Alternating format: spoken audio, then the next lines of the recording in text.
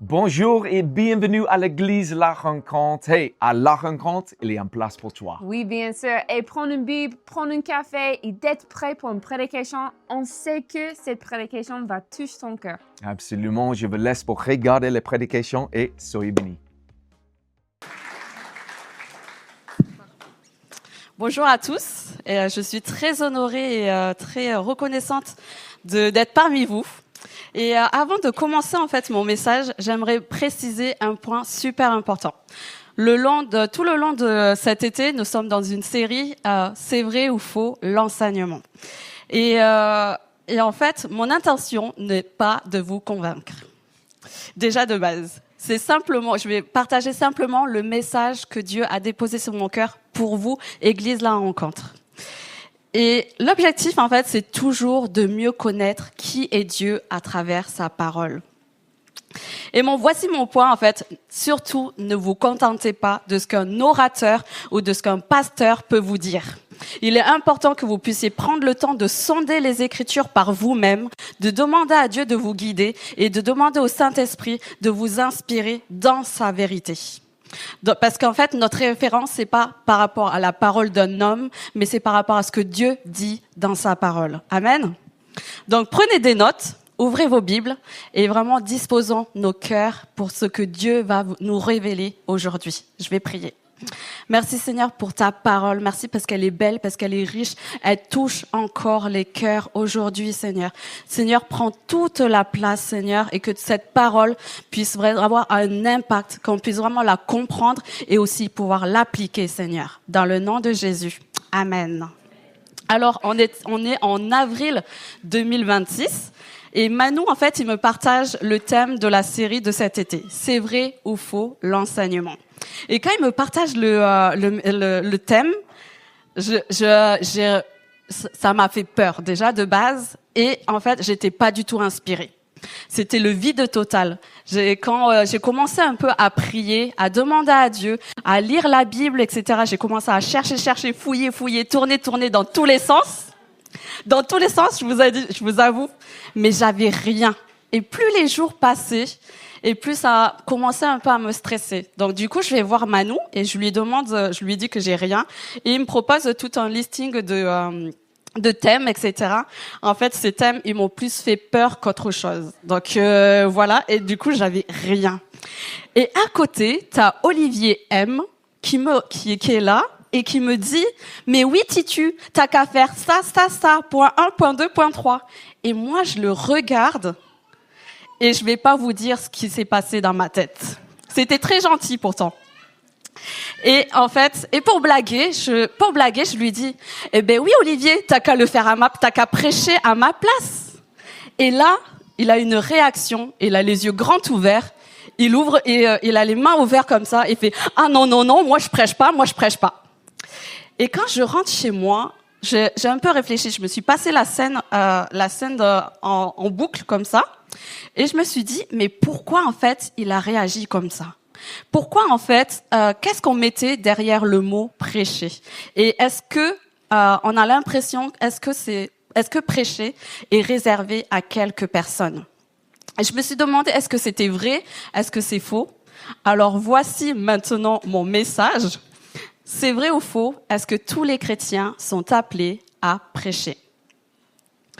Avant de répondre à cette question, on a besoin de comprendre qu'est-ce que c'est que prêcher. On a besoin de comprendre la signification derrière le mot prêcher. Parce que quand on vous dit prêcher, et moi aussi, on a tous cette image d'une estrade, un pupitre, un micro, quelqu'un qui parle pendant 35 minutes devant une assemblée, yahoo! Mais en fait, peut-être qu'on le confond avec un autre mot.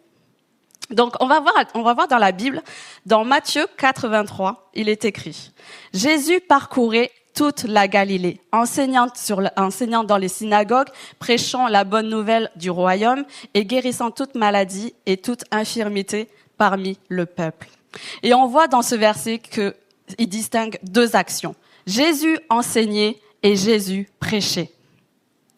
Et pour votre culture générale, vous pouvez le ressortir à table et tout ça. La Bible, en fait, elle a été écrite en plusieurs langues, donc l'hébreu, l'araménien et le grec. Et quand vous lisez la Bible ou quand vous faites vos méditations, c'est important en fait de pouvoir prendre la souche, la définition des bons termes. Donc, on va prendre la définition de enseigner. En grec, en fait, enseigner, c'est didasko. Il signifie instruire, expliquer, transmettre un enseignement pour faire grandir les croyants dans leur foi. Et en fait, dans le Nouveau Testament, enseigner c'est un ministère, c'est un service que Dieu confie à certaines personnes pour l'œuvre de l'Église.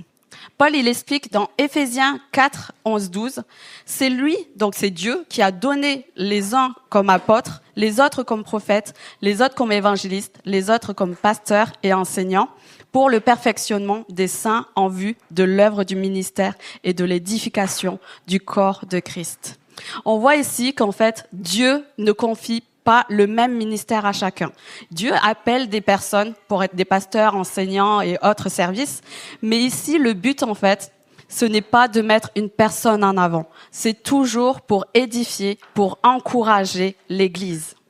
Alors oui, enseigner publiquement la parole de Dieu révèle d'un ministère spécifique avec des dons particuliers. Mais quand la Bible parle de prêcher, c'est différent. En grec, le mot prêcher, c'est kérousso.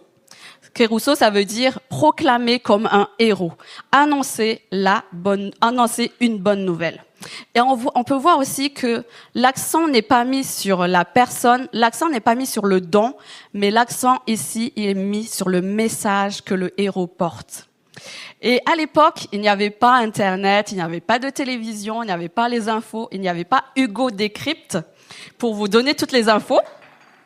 Alors lorsqu'un roi, en fait, voulait transmettre un message, il envoyait un héros. Et le héros, tu peux mettre la slide, le héros, en fait, c'était un représentant officiel choisi par Dieu, par le roi. Il allait de ville en ville pour proclamer le message que le roi lui avait confié. Il ne parlait pas en son nom, le roi lui donnait son autorité. Et son rôle, en fait, simplement, c'était de pouvoir partager, proclamer la bonne nouvelle. Et justement, mon deuxième point, c'est qu'est-ce que c'est que cette bonne nouvelle? Quel est donc le message que le roi lui demande d'annoncer?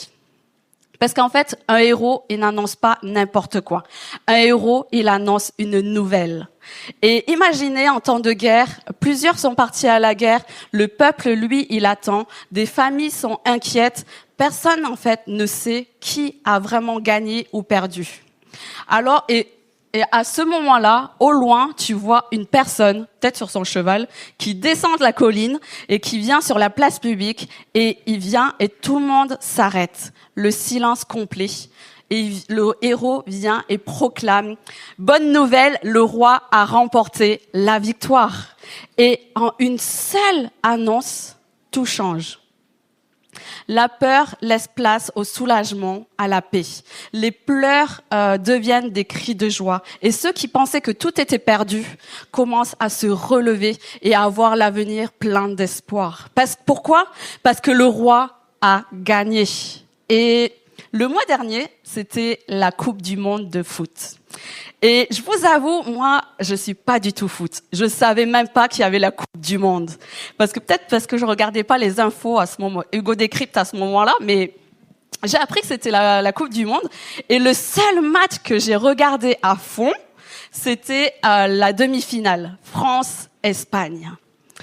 Et j'ai perdu 90 minutes de ma vie, bien sûr. Parce qu'on a perdu. Non, en fait, je rigole, j'étais vraiment à fond. J'ai même sorti mon drapeau français et tout pour pouvoir célébrer la victoire.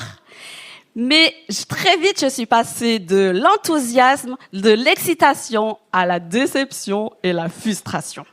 Et en plus, c'était le seul match que j'avais regardé. Waouh! Et je me souviens, le lendemain, dans les rues et même dans les transports communs, tout était silencieux.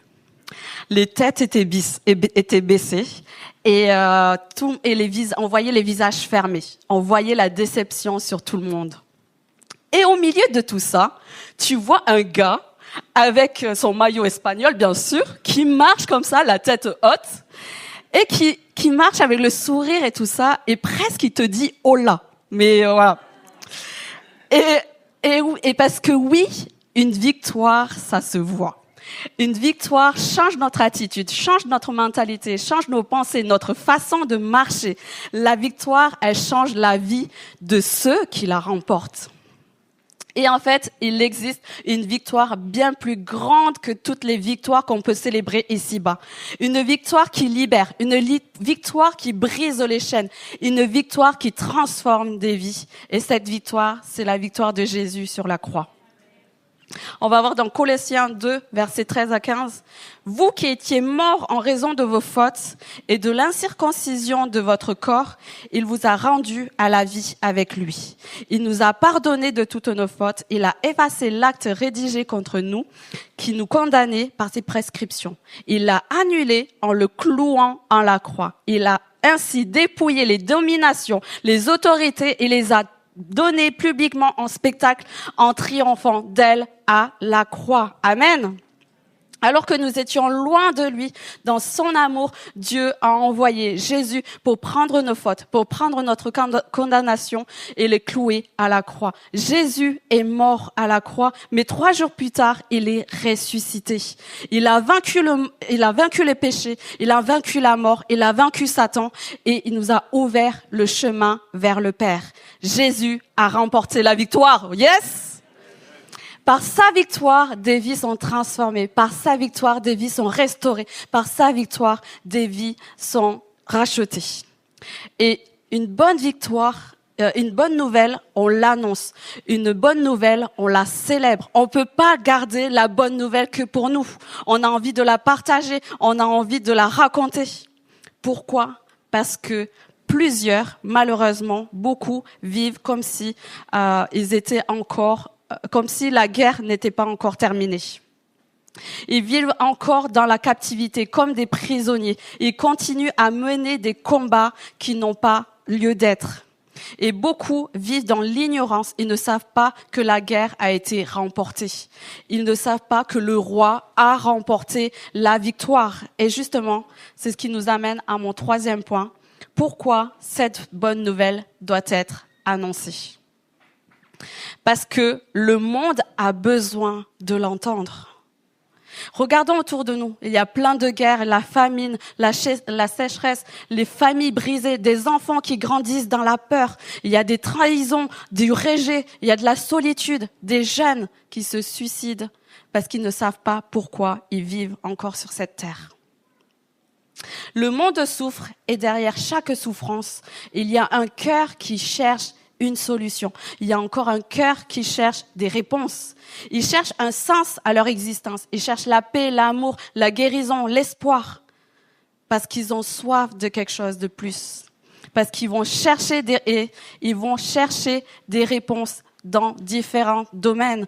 Dans l'horoscope, les pierres, les énergies, l'occultisme, la magie, le développement personnel, les substances, la cigarette, l'alcool, la drogue, l'argent, la réussite, les relations. Mais le problème, c'est que toutes ces choses ne pourront jamais les satisfaire éternellement. Le monde peut penser qu'elles peuvent apporter peut-être une satisfaction, une émotion, un plaisir. Mais tôt ou tard, la soif revient. Tôt ou tard, le vide revient. Robbie Williams, c'est un acteur que j'aime beaucoup. C'est un acteur célèbre dans les années 90.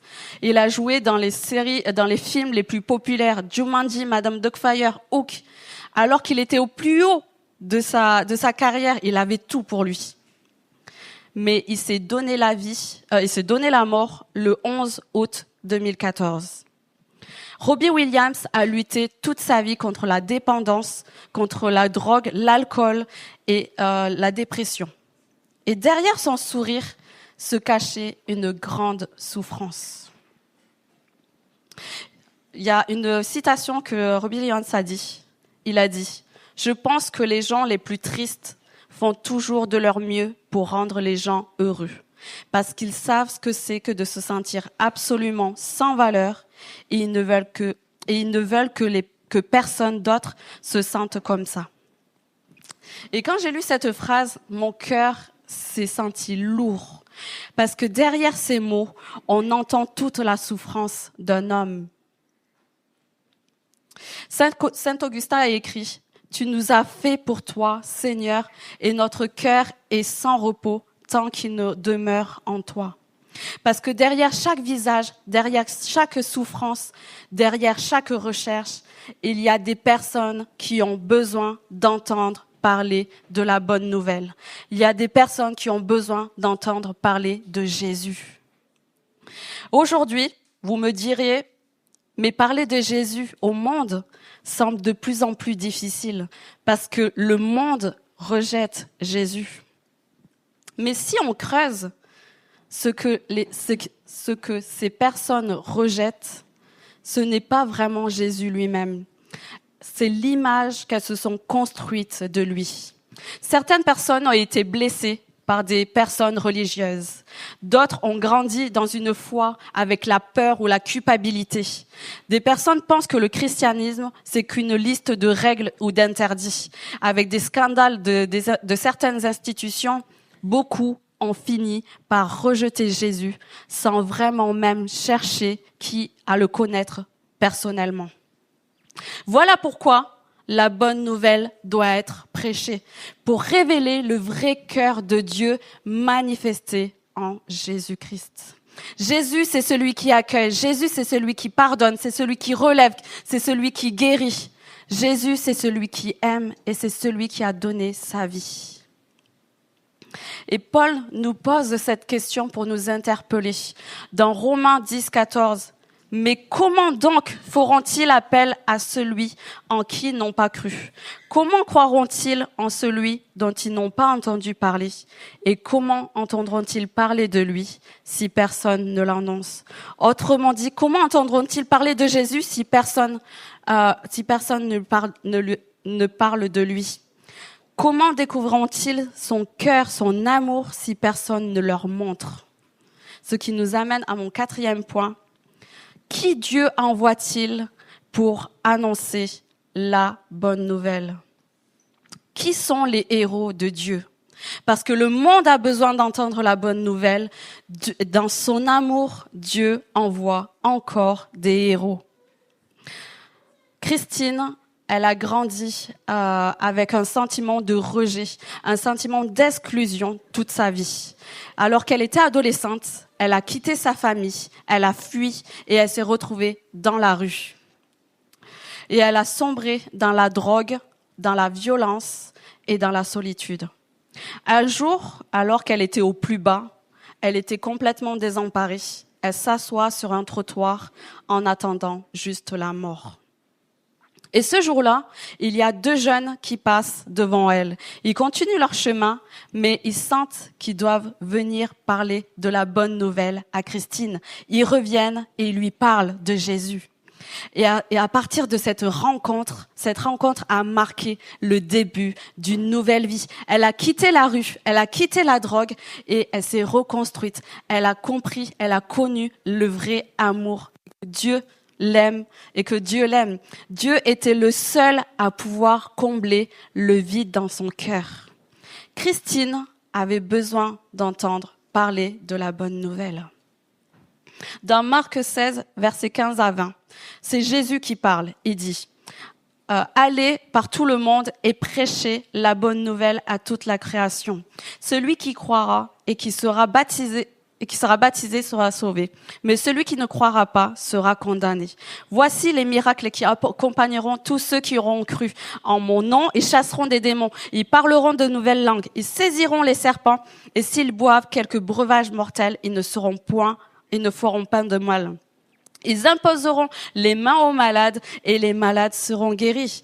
Le Seigneur, après leur avoir parlé, fut enlevé au ciel et s'assit à la droite de Dieu. Ils s'en allèrent prêcher partout. Le Seigneur travaillait avec eux et confirmait la parole par des miracles qui les accompagnaient. Amen.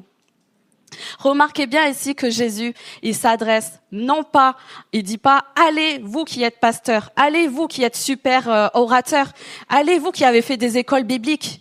Non, il dit simplement « aller et prêcher. Et prêcher, c'est le même mot, c'est kérousso. Et ici, Jésus parle à ses disciples. Autrement dit, la mission de prêcher n'est pas réservée à une élite. Elle est confiée à tous ceux qui suivent Jésus. À l'époque, on reconnaissait les héros par ses couleurs. On reconnaissait le héros par le blason. Il portait le blason du roi. On savait qui il était. On savait d'où il venait. Et on savait par qui il parlait. Le héros, en fait, il ne se cachait pas. Le héros, il allait sur la place publique, là où tout le monde pouvait le voir, là où tout le monde pouvait l'entendre. Et nous aussi, nous portons la marque de notre roi. Dans Éphésiens 4:13, en lui aussi, après avoir entendu la parole de la vérité, l'évangile qui vous sauve, en lui vous avez cru et vous avez été marqués de l'empreinte du Saint-Esprit qui vous avait été promis. L'empreinte du Saint-Esprit marque notre appartenance à notre roi, à notre Dieu. Alors notre vie doit refléter les valeurs de son royaume. C'est pourquoi Jésus il nous dit dans Matthieu 5, versets 14 à 16, « Vous êtes la lumière du monde. Une ville située sur la montagne ne peut être cachée. On n'allume pas non plus une lampe pour la mettre sous un seau, mais on la met sur son support pour qu'elle puisse éclairer tous ceux qui sont dans la maison. Que votre lumière brille ainsi devant les hommes, afin qu'ils voient votre belle manière d'agir et qu'ils rendent gloire à votre Père céleste. » Et il y a quelque temps, je suis super curieuse. Du coup, moi, je pose la question à Dieu. Ok, en se basant sur ce verset, j'ai la lumière. Je suis la lumière du monde. Et du coup, j'ai demandé à Dieu, mais Seigneur, comment elle est ma lumière? Est-ce qu'elle est forte? Est-ce qu'elle est grande? Est-ce qu'elle brille beaucoup? Et du coup, mais à ce moment-là, j'ai pas eu la réponse. Mais j'ai eu une réflexion. Je me suis dit, ok, je brille, on brille tous ici. Mais en fait, pour voir notre lumière, on a besoin d'aller dans le monde. On a besoin d'aller dans les ténèbres parce que la lumière, elle brille dans l'obscurité. Et ça, c'est notre foi, en fait. Notre lumière ne peut pas rester enfermée dans les 4 murs de l'église. Elle est appelée à briller dans notre famille, dans nos quartiers, avec nos amis. Alors peut-être qu'à cet instant, certains se diront, mais moi je me sens pas capable. Moi je connais pas assez la Bible et puis je ne sais pas parler. Est-ce que vous connaissez un peu le syndrome de l'imposteur où on se sent pas du tout légitime, on se sent pas du tout à sa place? Eh ben le savez-vous, il y a beaucoup de personnes que Dieu a appelées qui ont commencé à donner des excuses à Dieu.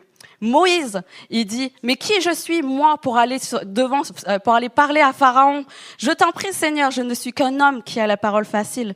J'ai la bouche et la langue embrasée. Gédéon, mon clan est le plus faible et moi, je suis le plus jeune dans ma famille de mon père. Jérémie, ah, Seigneur éternel, je ne sais pas parler car je suis trop jeune. Et pourtant, Dieu les a tous utilisés. Et moi, je suis une grosse peureuse. Vraiment, je vous avoue, vraiment, je suis une grosse peureuse. Mais Dieu, dans son amour, il m'utilise pour apporter son message. Et dans le Nouveau Testament, il y a une rencontre, et j'aime beaucoup cette histoire, c'est dans Jean 4, c'est la femme samaritaine. Jésus rencontre une femme qui est rejetée, méprisée, avec un passé douloureux et compliqué. Et ils se rencontrent autour d'un puits. Et après une discussion de quelques minutes, la femme lâche sa cruche et court vers son village. Elle dit, venez voir l'homme qui a dit tout ce que j'ai fait. N'est-ce pas le Messie? La femme samaritaine n'a pas étudié la théologie. La femme samaritaine ne connaissait pas toutes les réponses, mais elle a raconté simplement ce qu'elle venait de vivre. Par son témoignage, tout un village a été converti. Par son témoignage, tout un village est venu à Jésus. Voilà ce que c'est qu'un témoin. Un témoin ne raconte pas tout ce qu'il sait. Un témoin raconte ce qu'il a vécu, ce qu'il a vu. Et c'est exactement ce que Dieu nous appelle à être, à faire en tant que disciples. Vous serez mes témoins. Nous avons reçu la bonne nouvelle. Nous qui avons découvert l'amour de Dieu. Nous qui avons expérimenté son pardon. La bonne nouvelle n'est pas faite pour rester dans le secret. Elle est faite pour être prêchée et pour être annoncée. Dieu ne cherche pas des personnes parfaites, loin de là. Il t'appelle toi qui as reçu la bonne nouvelle à pouvoir le prêcher. Et une dernière question demeure. Si Dieu envoie des héros, le 5e point, comment allons-nous accomplir la mission? Heureusement, Dieu, dans son amour, il ne nous envoie jamais seuls. Il nous équipe. Il dit dans Actes, « Mais vous avez reçu une puissance lorsque le Saint-Esprit viendra sur vous et vous serez mes témoins à Jérusalem, dans toute la Judée, dans la Samarie et dans les extrémités de la terre. » Jésus ne dit pas « Vous recevrez toutes les réponses ». Jésus ne dit pas « Vous serez les meilleurs orateurs ». Mais il dit simplement « Vous recevrez une puissance, le Saint-Esprit en vous ». Et notre capacité à témoigner ne repose pas sur notre éloquence. Elle ne repose pas sur nos connaissances, ni même sur notre perfection. Notre capacité à témoigner, elle repose sur Dieu et sur son message. Et c'est exactement ce que nous dit dans Marc 16. Quant à eux, ils s'en allèrent pour proclamer la parole partout. Le Seigneur travaillait avec eux et confirmait la parole par des signes qui l'accompagnaient. Et j'aime tellement cette phrase, le Seigneur travaillait avec eux. Parce que l'Esprit du Seigneur est sur vous et il vous a oint, il vous a choisi pour pouvoir proclamer la bonne nouvelle. Vous n'êtes pas seul. Pourquoi? Parce que le Dieu qui a créé le ciel et la terre, le Dieu qui a coupé la mer en deux, le Dieu qui a détruit les murailles de Jéricho, le Dieu qui a marché sur l'eau, le Dieu qui est mort et qui est ressuscité, ce Dieu-là, il vit en toi, il vit en nous. Et lorsque nous prêchons Jésus, il est avec nous et le Saint-Esprit agit dans les cœurs. Le Seigneur travaille avec nous. Et j'aime trop Dieu parce que dans son amour, il nous montre qu'il est avec nous. Il dit dans Hébreu, il dit « Dieu a appuyé leur témoignage par des signes, par des prodiges et par des miracles. » Et ce qui est le plus important à retenir, c'est que le résultat, il nous appartient pas. Mais la responsabilité de prêcher, elle nous appartient. Parce qu'au final, il ne s'agit pas de toi, il ne s'agit pas de ton message, mais tout est à propos de lui et de sa bonne nouvelle. Nous n'avons pas besoin de convaincre qui que ce soit par nos propres forces. Billy Graham a dit, c'est le travail du Saint-Esprit de convaincre, celui de Dieu de juger et le mien d'aimer. Parce que dans son amour, Dieu nous a créés pour aimer et pour être aimés. L'amour de Dieu doit être toujours notre moteur. Quand nous aimons Dieu, nous aimons les personnes, notre manière de prêcher change. Parce que prêcher, ce n'est pas simplement transmettre un message. Prêcher, ce n'est pas simplement réciter des versets ou même de pouvoir convaincre une personne. Prêcher, c'est avoir le désir sincère que la personne puisse rencontrer Jésus personnellement. Prêcher, c'est vouloir qu'elle découvre son amour, qu'elle découvre la vie que Dieu peut lui donner et qu'elle puisse découvrir aussi le pardon aussi. Notre amour pour Dieu et pour les autres va nous pousser à témoigner, va nous pousser à parler, va nous pousser à prêcher et à annoncer Jésus. Et vous savez quoi? Les héros ne sont pas simplement dans la Bible, ni même dans les histoires. Regardez autour de vous. Il y a également des héros ici, à la rencontre. Et j'aimerais prendre un instant pour pouvoir honorer les héros de la rencontre. Ce sont les animateurs kids et teens. Les animateurs des enfants et des ados. Parce que chaque dimanche, chaque mois, ils prennent le temps pour préparer les rencontres adaptées à cette nouvelle génération. Ils réfléchissent à comment transmettre la bonne nouvelle de la meilleure manière. Ils prient, ils donnent de leur temps, ils disposent leur cœur. Ils prennent cette responsabilité que Dieu leur a donnée, les âmes des enfants. Ils choisissent de se lever pour prêcher, pour proclamer, pour annoncer Jésus à cette génération qui grandit. Alors vraiment, merci à vous. Merci à chacun d'entre vous d'être les héros du roi, les héros de Dieu. Parce que vous portez fidèlement le message de cette bonne nouvelle aux enfants et aux adolescents. Parce que ce que vous semez maintenant, il y aura un impact pour l'éternité. Et ce que Dieu fait à travers eux, il peut le faire à travers vous. Ce que Dieu fait à travers moi, il peut le faire également à travers vous. Peut-être que votre champ de mission n'est pas sur une estrade ou même dans une salle des kids ou d'enfants. Peut-être que votre mission, c'est votre terrain de mission, c'est au travail, à l'école, auprès de vos amis, auprès de vos enfants. Parce que là où Dieu vous a placé, il veut vous utiliser. Je vais vous inviter à vous lever. En conclusion, alors c'est vrai ou c'est faux? Est-ce que les chrétiens sont appelés à prêcher? Dans Marc 16, il dit que c'est vrai. Nous sommes tous appelés à prêcher. Il est important de pouvoir désacraliser le mot prêcher. Prêcher n'est pas réservé à une élite. Prêcher, c'est proclamer et annoncer la bonne nouvelle. Parce que cette bonne nouvelle, elle est tellement belle qu'elle ne peut pas rester cachée. Et dans quelques instants, on va prendre des chants, on va adorer, on va prier. Et vous allez partir, vous allez sortir de cette salle. C'est là où votre mission va commencer. Et parce que le roi envoie encore des héros.